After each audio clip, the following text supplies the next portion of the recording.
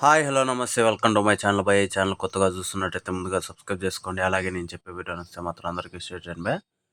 అయితే ఈరోజు మన టాపిక్ వచ్చేసి మన తండేల్ నుంచి అయితే ఒక సాంగ్ అయితే రిలీజ్ అయిపోయింది బయ్. నిజంగా సూపర్ అనిపించింది నాకైతే. సాంగ్ అయితే సూపర్ అనిపించింది బయ్. అలాగే పోస్టర్‌లో ఒకటి నేనైతే గమనించాను.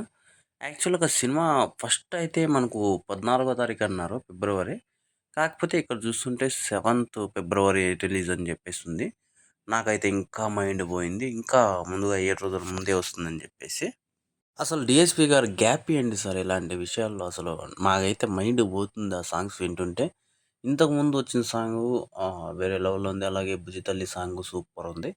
మొత్తం ఒక ఆల్బమ్ మొత్తం ఇంకా దింపేశారేమో అన్నట్టు అనిపిస్తుంది భయ్యా నాకైతే ఈ సినిమాలో మాత్రం డీఎస్‌పీ గారు. మరి చూడాలి. అంటే నాకు తెలిసినంత వరకు ద బెస్ట్ ఇస్తారని మాత్రం అనిపిస్తుంది ఈ సినిమాకి. ఎందుకంటే చాలా రోజుల వరకు ఆయనకు సరైన హిట్ లేదు. అంటే డీఎస్‌పీ గారికి సరైన హిట్ లేదని చెప్పొచ్చు. మొన్న 'కంగువా'తో కొంచెం బ్యాక్‌గ్రౌండ్ మ్యూజిక్ వరకు ఓకే అనిపించుకున్నారు. అలాగే 'పుష్ప 2'తో కూడా భారీ అనిపించుకున్నారు గానీ, ఏదో కొంచెం ఒక ఫ్లేవర్ అయితే పోయింది అని చెప్పేసి చాలామందైతే అన్నారు భయ్యా.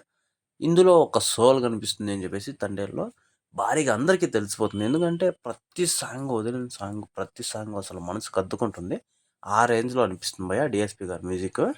అలాగే మనం చూసుకున్నట్లయితే 14వ తారీఖు రిలీజ్ అవ్వాల్సిన సినిమా 7వ తారీఖే రిలీజ్ అవుతుంది. అంటే నేనేదన్నా కన్‌ఫ్యూజ్ అయ్యానా? లేకపోతే అది ముందు నుంచి అంతే ఉందా? అని చెప్పేసి అయితే నాకు కొంచెం డౌటేస్తుంది.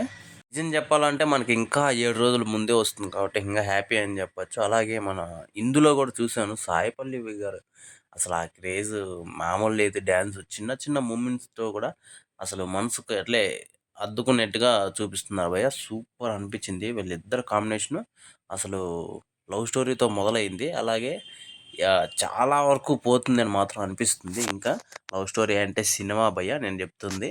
మీరు పర్సనల్‌గా తీసుకోవద్దు.